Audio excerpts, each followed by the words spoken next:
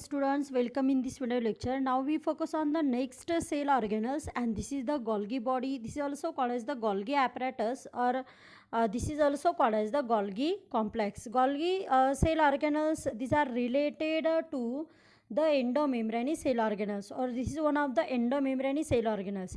Endomembrane cell organelles म्हणजे काय याबद्दल आपण लास्ट लेक्चरमध्ये पाहिलं होतं. त्यामधलाच हा एक प्रकार आहे गॉल्गी बॉडी, गॉल्गी ॲपरेटस किंवा आपण त्याला म्हणू शकतो Golgi complex. This is the assembly, manufacturing, curve, packaging and this are transporting unit of the sale.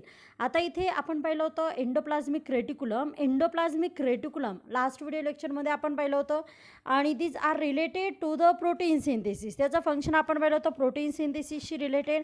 त्याचबरोबर यामध्ये डिटॉक्सिफिकेशन, त्याचबरोबर यामध्ये काही केमिकल सिंथेसिसशी रिलेटेड आपण त्याचं फंक्शन पाहिलं होतं. And after the formation of this a protein, these are manufacture cup packaging unit. These are the Golgi bodies. ज्यावेळेस एंडोप्लाझ्मिक रेटिक्युलम प्रोटीन तयार करतं त्यावेळेस त्याचं ट्रान्सपोर्टिंग करणे, त्याची पॅकिंग करणे, हे काम यामध्ये गॉल्गी बॉडीचं असतं, किंवा गॉल्गी ॲपरेटस किंवा आपण त्याला गॉल्गी कॉम्प्लेक्स म्हणतो, याचं हे वर्क असतं. आणि हे वर्क केल्यानंतर यामध्ये जी पॅकिंग आहे तर ते पॅकिंग करून जे मटेरियल आहे this are transported to inside the cell और outside the sale.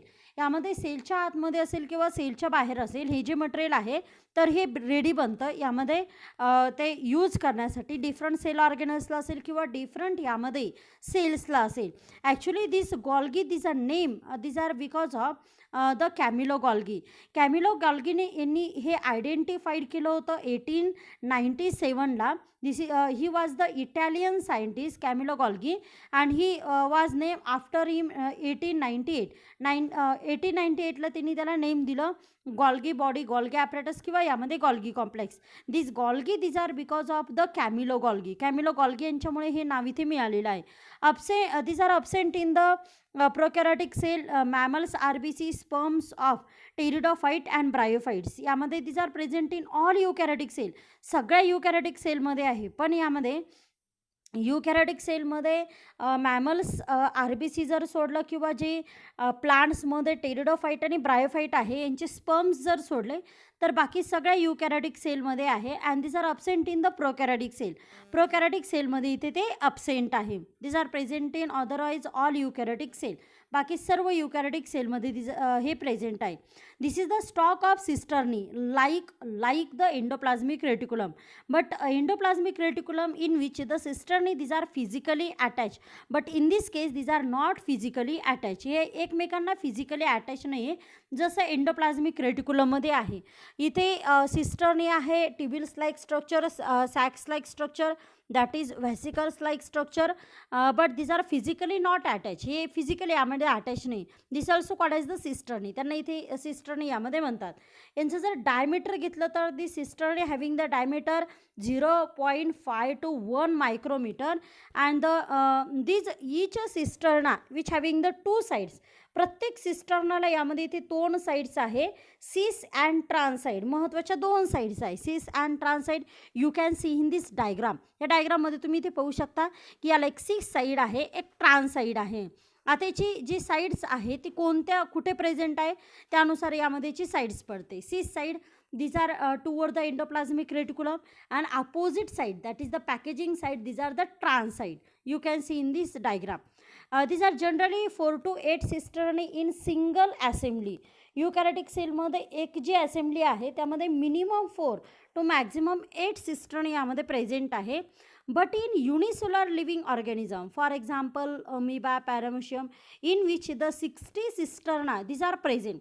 Eukaryotic unicellular living organism in which the 60 cisterna these are present in single assembly. एका असेंब्लीमध्ये हे इथे एवढं त्याच्या सिस्टर्नी आहेत.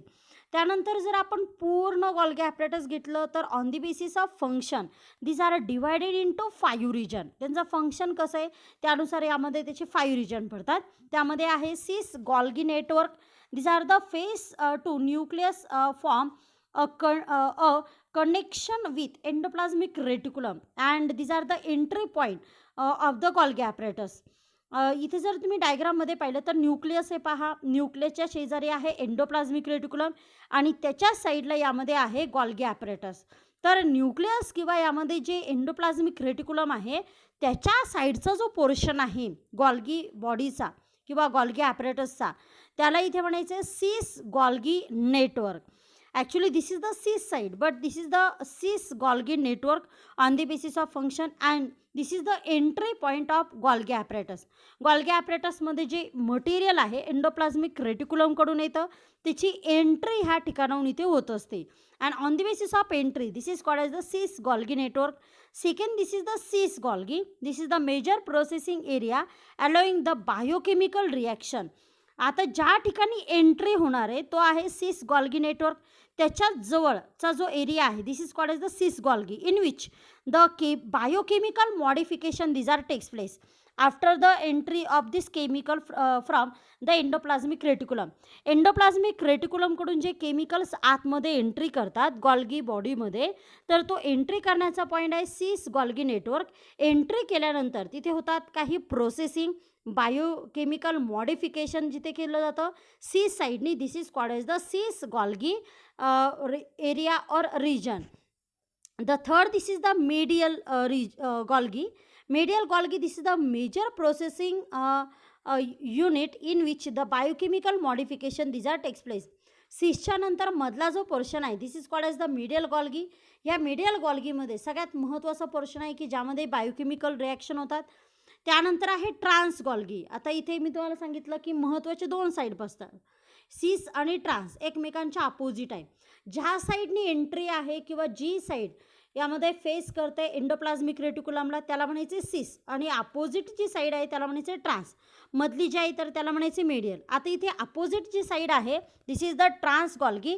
दिस is also one of the major processing area in which the biochemical modification this are takes place. त्यानंतरचा trans यामध्ये त्यानंतरचा ट्रान्स गॉल्गी नेटवर्क आहे आणि these are the exit point.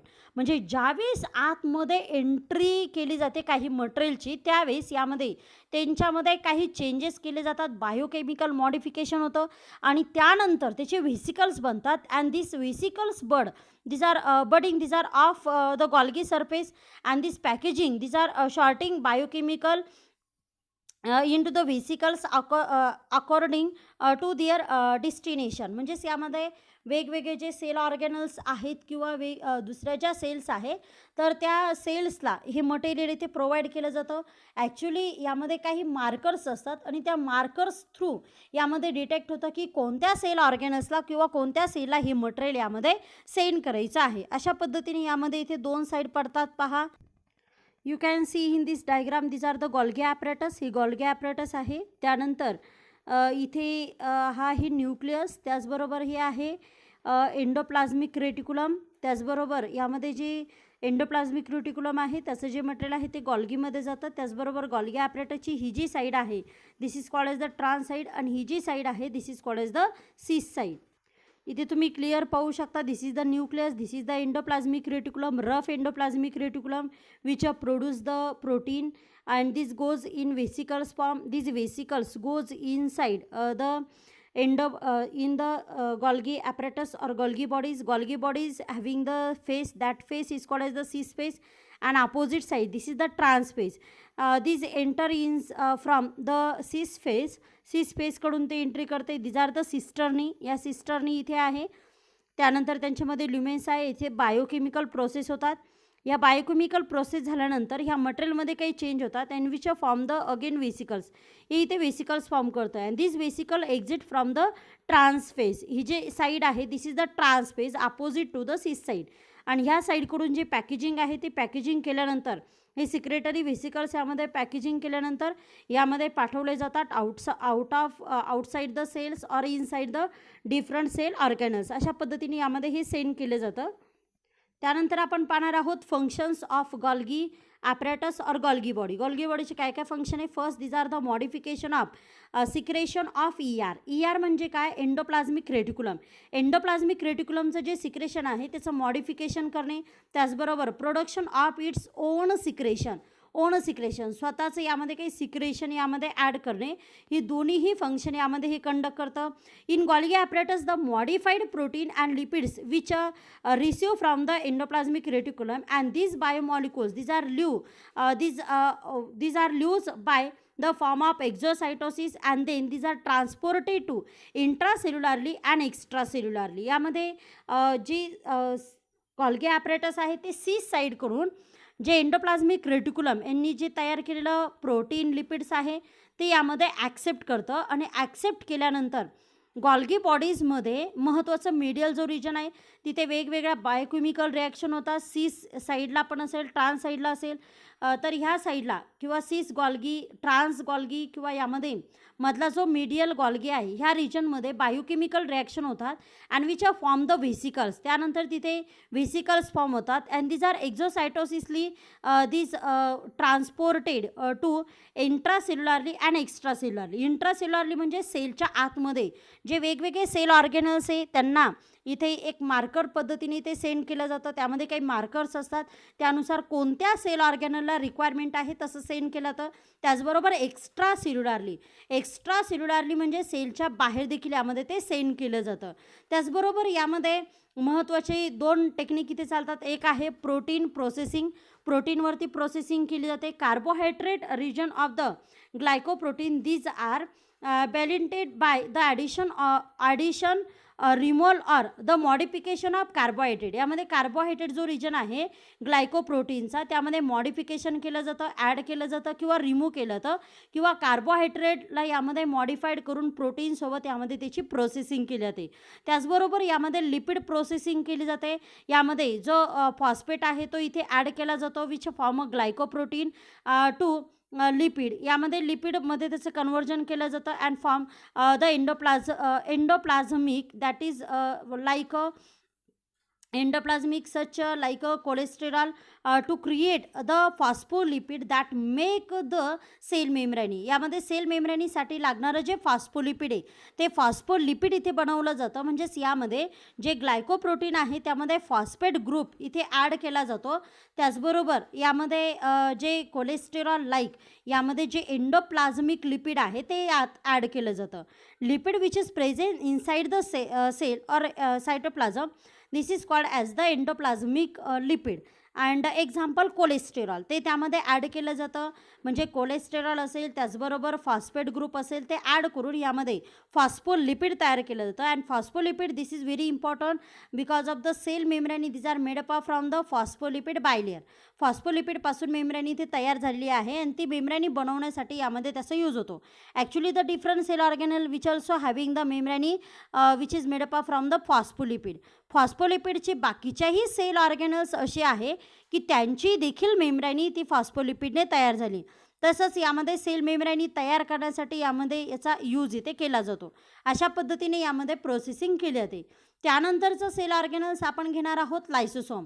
Actually मी तुम्हाला लास्ट लेक्चरमध्ये सांगितलं होतं endoplasmic reticulum, Golgi body and lysosome these are the endomembrane cell organelle. लक्षात घ्या, endomembrane cell organelle these are made up from the membrane. मेम्ब्रेनीपासून यामध्ये तयार झालेले हे सेल ऑर्गॅनल्स आहे. जसे यामध्ये आपण पाहिलं की endoplasmic reticulum these are present in tubule sacs like structure that is called as the cisternae.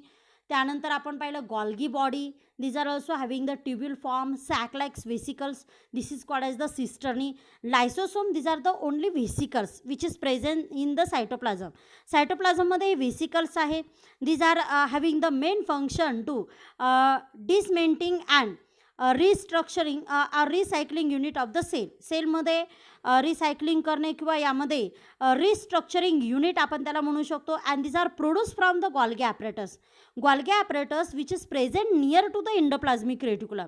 Nuclear membrane असेल, न्यूक्लिअर मेम्ब्रेनीच्या शेजारी असतं पहा यामध्ये endoplasmic reticulum.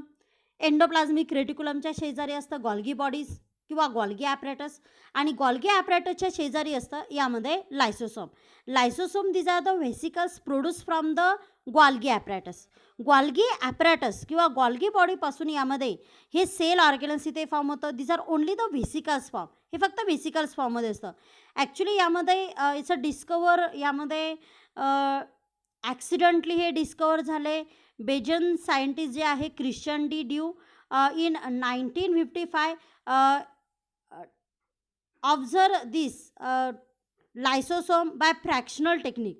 Accidentally fractional technique करताना जे ड्यू आहे त्यांना 1955ला यामध्ये हे लायसोसोम इथे दिसला आहे किंवा त्यांनी ते इथे पाहिलेलं आहे किंवा त्याबद्दल त्यांना डिस्कवर झालं आहे.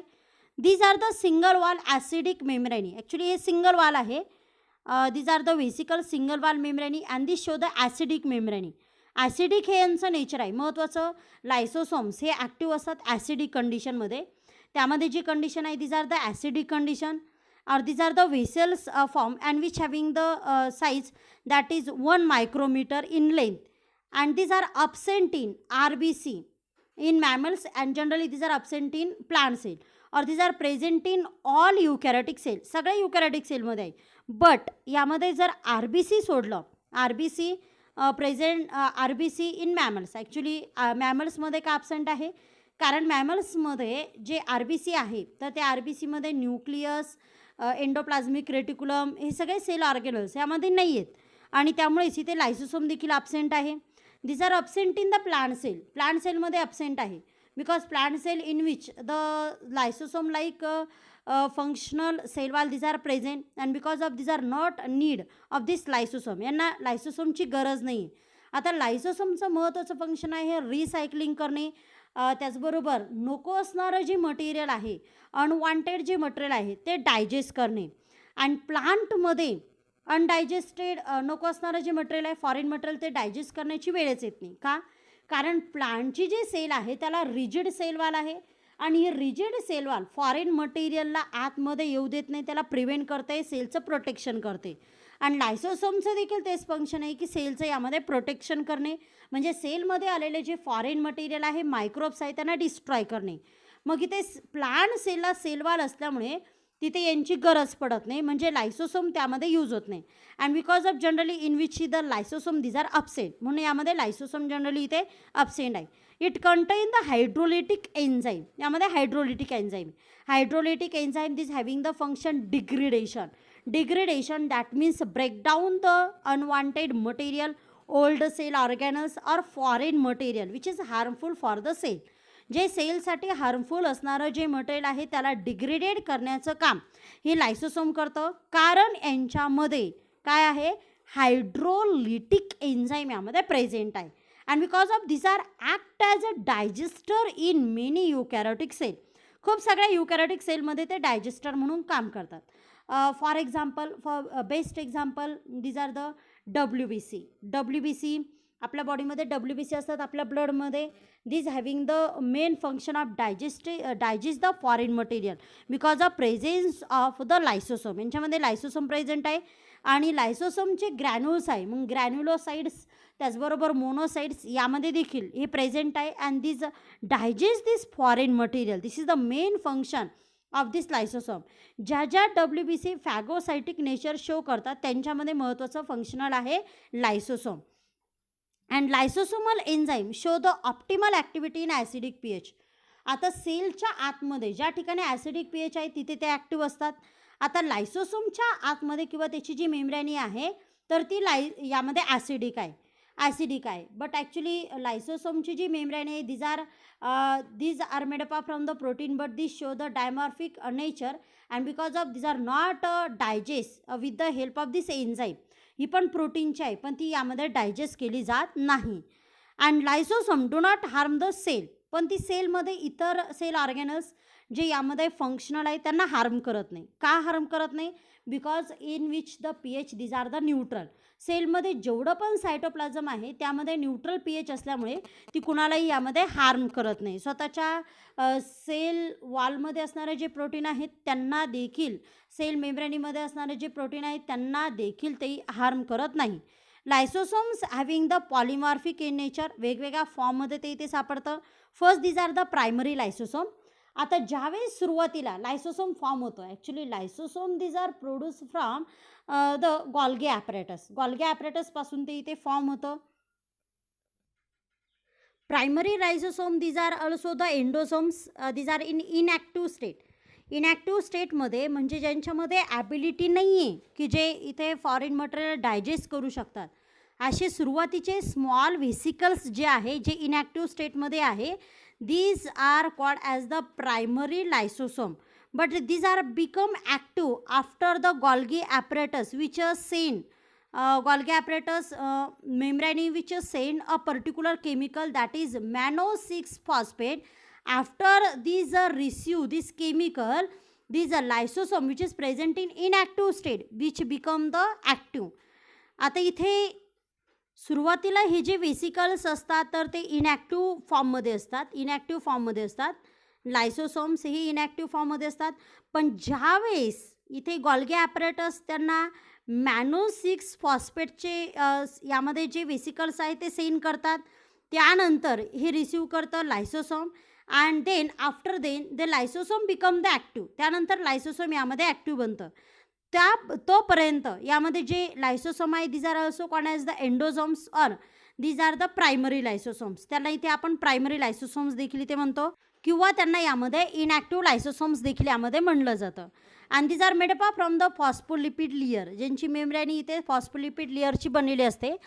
The most primary granules these are fuse with the phagosomes or the pinosome, these are also called as the endosomes and these are form the secondary लायसोसोम्स.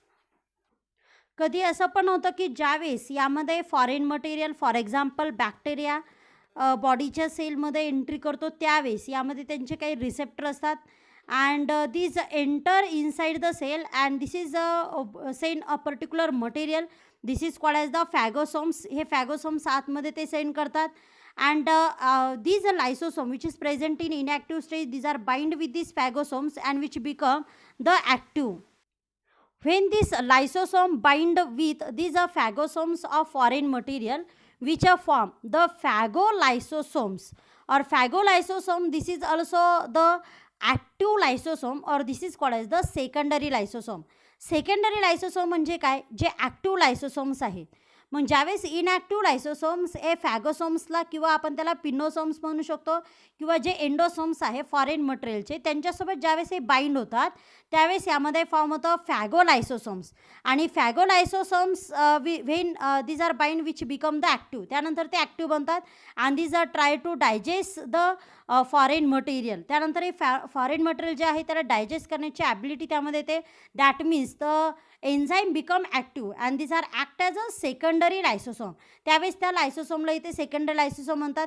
You can see here the lysosome or secondary lysosome, that is the phagolysosomes, that is the secondary lysosome which having the large size as compared to primary lysosome. Primary लायसोसोमच्या तुलनेत secondary जे lysosome आहे किंवा त्यांच्या कंपॅरिझनमध्ये which having the large size and which secrete the hydrolytic enzyme, ते इथे hydrolytic enzyme secrete करण्याची ॲबिलिटी त्यांच्यामध्ये येते आणि त्याचबरोबर हे डायजेस्ट करण्याची ॲबिलिटी देखील त्यामध्ये येते. Actually this secondary lysosome which having the ability to contain the 45 enzymes or digestive enzymes and these are divided into 6 category. यांच्यामध्ये वेगवेगळ्या प्रकारचे एन्झाईम डायजेस्ट करण्याची टोटल यामध्ये 45 एन्झाईम्स आहेत आणि त्यांच्या 6 कॅटेगरीज पडतात. फॉर एक्झाम्पल न्यूक्लेजेस म्हणजे जे न्यूक्लियसशी रिलेटेड जे एन्झाईम्स आहेत ते डायजेस्ट करणारी ॲबिलिटी आहे.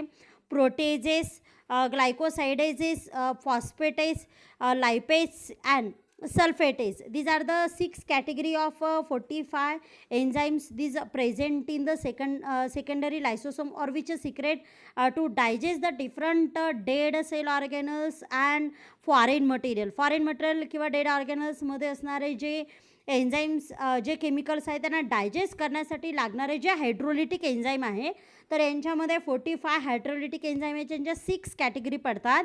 न्यूक्लियजेस, प्रोटेजेस, त्याचबरोबर glycosidases, phosphatase, lipase and sulfatase. This also having the third form and this is the residual body.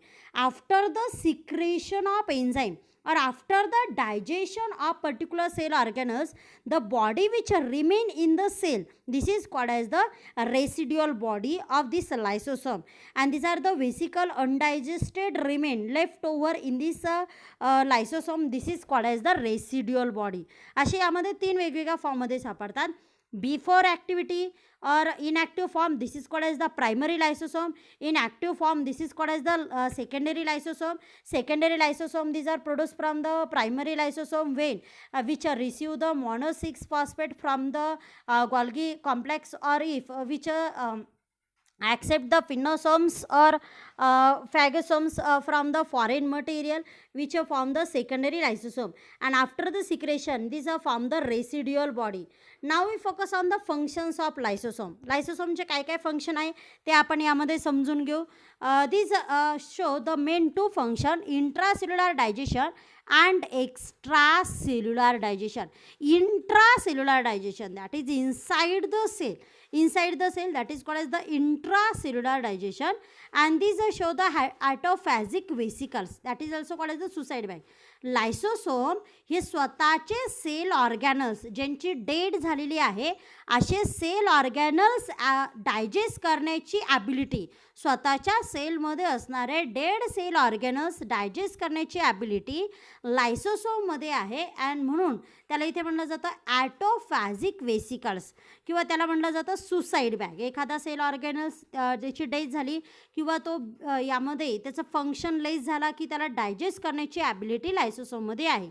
और these are the secondary lysosome, जो डायजेस्ट करतो त्याला आपण म्हणतो secondary lysosome, which digest the foreign material which enter in the cells same and also digest the old cell organelles. म्हणजे तिथे same एका सेलमध्ये असणारे जे फॉरेन मटेरियल आहे जे आतमध्ये एंट्री करणारे किंवा यामध्ये डेड झालेली जी सेल ऑर्गॅनल्स आहे त्यांना डायजेस्ट करणारे. ॲक्च्युली सेकंडरी लायसोसोम जे स्वतःचेच ओल्ड सेल ऑर्गॅनल्स डायजेस्ट करतं त्याला म्हणायचं ॲटोफेजिक वेसिकल किंवा सुसाईड बॅग. पण फॉरेन मटेरियल जे सेलच्या आतमध्ये एंट्री करतं त्याला देखील डायजेस्ट करण्याची ॲबिलिटी यांच्यामध्ये आहे. Food vacuoles in amoeba and the macrophages in human blood engulf the foreign material and destroy the harmful microbes which enter in the body. यामध्ये अमिबामध्ये आणि त्याचबरोबर ह्युमन ब्लडमध्ये अशी ॲबिलिटी आहे सेलमध्ये की त्या एनगल्फ करतात foreign material which enter or harmful for the body, जे आपल्या बॉडीसाठी हार्मफुल आहे. त्यानंतर आहे extra cellular digestion. Extra cellular digestion outside the cell. आता इथे जे आउटसाईडला आहे extracellular digestion, these are brought about the release of lysosomal enzyme, that is hydrolytic enzyme outside the cell.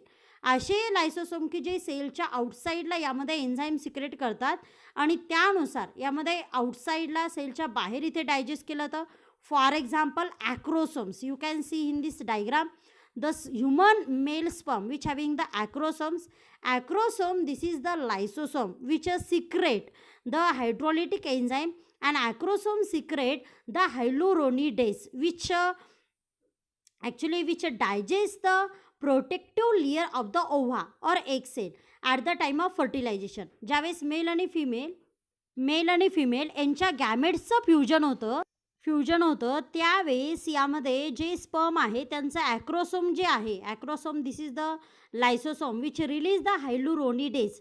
हायलुरोनिडेज digest the hyaluronic acid which present on the protective layer of ova किंवा जी human फिमेलची जी एक sale आहे त्या एक सेलसोबत ज्यावेळेस मेलच्या स्पर्मचं fusion होतं त्यावेळेस mail ज्यावेळेस आतमध्ये एंट्री करतो त्यावेळेस यामध्ये जी एक सेल आहे तर त्याला एक प्रोटेक्टिव्ह लेयर असते.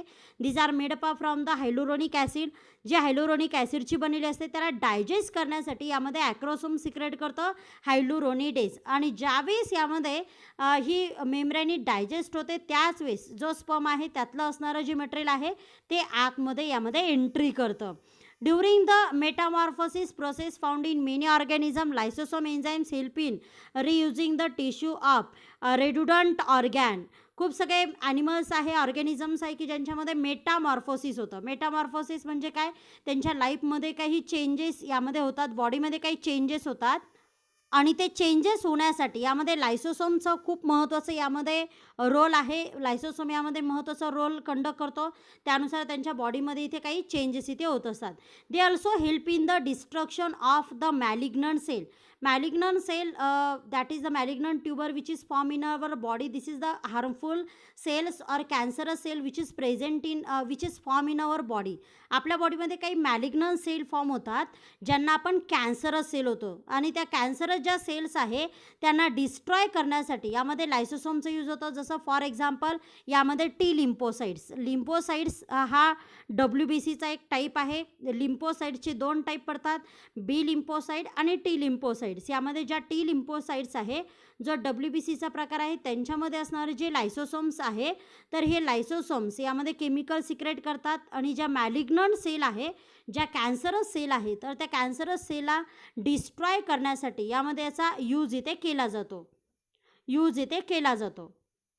Now we focus on the deficiency of that lysosome causes the some problems. यामध्ये जर डेफिशियन्सी असेल लायसोसोमची, तर त्यावेळेस कोणकोणते प्रॉब्लेम, कोणकोणते डिसीज होतात ते आपण यामध्ये पाहणार आहोत. त्यामध्ये पहिला आहे Gauchar disease. These are often cause the spleen and liver enlargement and blood problem and also the bone issues. यामध्ये गौचर हा जो डिसीज आहे याचे काही सिम्पटम्स आहे. याचे सिम्पटम्स असे आहे की यामध्ये जे बाळ असतं किंवा जे चाइल्ड असतं त्याचं जे ॲब्डॉमन रिजन जो आहे त्याचं खूप जास्त वाढ होते. स्टमक म्हणण्यापेक्षा ॲब्डॉमन रिजन आपण म्हणू, कारण त्यामध्ये जे स्प्लीन आहे आणि लिव्हर आहे, spleen and liver, these are the glands which is present near to the digestive tract which become the enlarge म्हणजे त्यांची जाडी यामध्ये वाढते. कारण आपल्या लिव्हरमध्ये सगळ्यात महत्त्वाचं, आपल्या लिव्हरमध्ये प्रत्येक इथे प्रत्येक वीकला खूप सगळे मॅक्रोमॉलिक्युल्स असतात की त्याला डायजेस्ट केलं जातं. नियर अबाउट यामध्ये बॉडीच्या हाफ जे यामध्ये मॅक्रोमॉलिक्युल्स आहे, तर त्याचं इथे रिसायकलिंग करण्याचं काम लिव्हरमध्ये होतं. आणि जर इथल्या ज्या सेल आहे, लिव्हरमध्ये असणाऱ्या ज्या सेल आहे, this is called as the hepatic sale.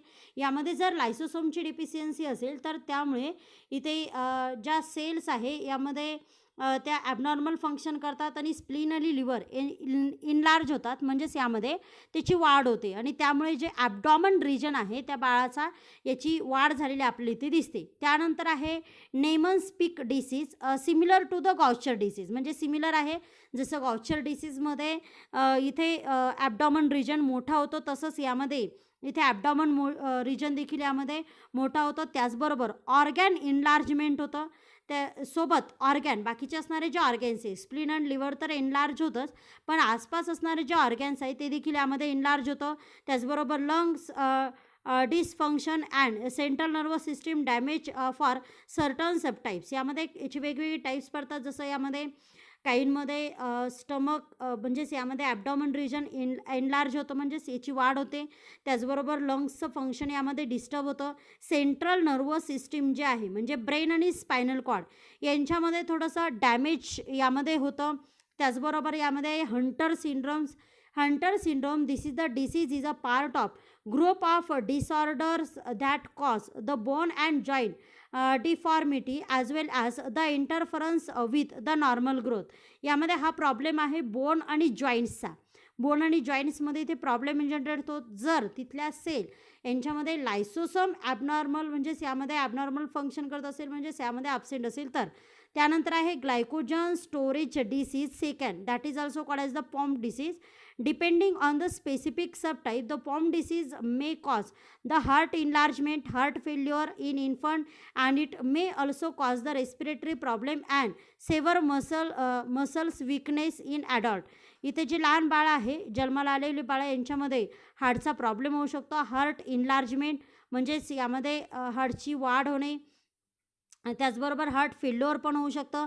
त्याचबरोबर खूप सगळे रेस्पिरेटरी प्रॉब्लेम आणि मसल्स प्रॉब्लेम जे ॲडल्ट आहे त्यांच्यामध्ये इथे होऊ शकतात. त्यानंतरचा प्रॉब्लेम आहे Tay-Sachs disease. This disorder this are causes the several and foetal mental and physical deteriorations with both early and onset the late onset form. म्हणजे इथे जे ब्रेन आहे, मेंटल फिजिकल यामध्ये जी ॲक्टिव्हिटी आहे ती यामध्ये डिस्टर्ब होण्याची पॉसिबिलिटी इथे असते. ज्यावेळेस इथे ब्रेनमध्ये फॅट डिपोजिशन होतं. फॅटचं डिपोजिशन झालं म्हणजेच यामध्ये जे फॅट आहे ते खूप जास्त वाढलं ब्रेनमध्ये, तर इथे ब्रेनचं जे फंक्शन आहे ते ॲबनॉर्मल होतं, आणि त्यानुसार मेंटल आणि फिजिकल यामध्ये ॲबनॉर्मॅलिटीज एखाद्या पर्सनमध्ये दिसते. त्या प्रॉब्लेमला इथे म्हणायचे टे-सॅच डिसीज. यामध्ये हा जो डिसऑर्डर आहे त्यामुळे मेंटल आणि फिजिकल दोन्ही यामध्ये डिस्टर्ब हे दिसतं, कारण ब्रेनमध्ये जे फॅट आहे त्याचं खूप जास्त प्रमाणात ॲक्युम्युलेशन होतं, किंवा यामध्ये तिथे ब्रेनच्या ज्या सेल आहे तिथे असणारे जे लायसोसोम आहे तर त्यांचं ते ॲब्सेंट असणे किंवा त्यांचं प्रमाण कमी असणे, त्यामुळे इथे हे ॲबनॉर्मल फंक्शन यामध्ये आपल्याला दिसतं. ॲक्च्युली यामध्ये लायसोसोमचं महत्त्वाचं फंक्शन आहे इथे डिस्ट्रक्ट करणे किंवा डिस्ट्रॉय करणे हायड्रोलिटिक एन्झाईमनी. तर हा प्रॉब्लेम इथे दिसतो आणि त्यामुळे इथे वेगवेगळं ॲक्युम्युलेशन, वेगवेगळ्या केमिकलचं ॲक्युम्युलेशन होऊन यामध्ये वेगवेगळे प्रॉब्लेम इथे त्या पर्सनला फेस करावे लागतात. सो आपण इथे थांबतोय. आपण भेटू नेक्स्ट लेक्चरमध्ये, नेक्स्ट व्हिडिओ लेक्चरमध्ये with next cell organelle. Thank you so much. Please like, share and subscribe this video.